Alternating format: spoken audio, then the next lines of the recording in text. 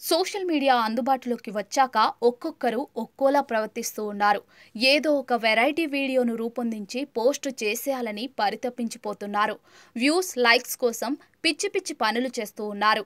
ఇతరులకు ఇబ్బందులు కలిగేలా ప్రవర్తిస్తూ ఉన్నారు. ప్రస్తుతం వైరల్ అవుతున్న ఓ వీడియో చూస్తే నోరెళ్లబెట్టాల్సిందే. అసలే వర్షం పడితే రోడ్ల మీద ప్రయాణించడానికి ఇబ్బంది అవుతుంది.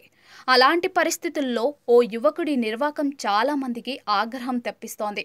ఈ వీడియోను పూణేలోని యరవాడ ప్రాంతంలో చిత్రీకరించినట్టు తెలుస్తోంది. వైరల్ అవుతున్న ఆ వీడియోలో రోడ్డుపై నీరు ఉధృతంగా ప్రవహిస్తోంది. ఆ నీటిపై ఓ యువకుడు తెల్లటి చాపపై పడుకుని సర్ఫింగ్ చేస్తున్నాడు. రోడ్డుపై ప్రవహించే నీటితో పాటు చాప కూడా ముందుకు వెళ్తోంది. దానిపై ఆ యువకుడు హాయిగా సేద తీరుతున్నాడు. రోడ్డుపై వెళుతున్న వాహనాలకు చేయి ఊపుతూ పక్కకు జరగమని అడుగుతున్నాడు. ఈ వీడియో చూసి అందరూ షాక్ అవుతున్నారు.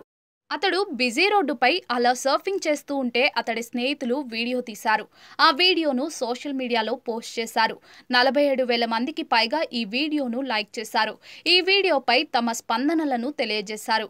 అదే రూట్లో బస్సు, లారీ వెళితే సర్ఫింగ్ బాగుంటుంది. వర్షం పడినప్పుడు పూణే చాలా ఎకో ఫ్రెండ్లీగా మారుతుంది అంటూ నెటిజన్లు కామెంట్లు చేస్తున్నారు.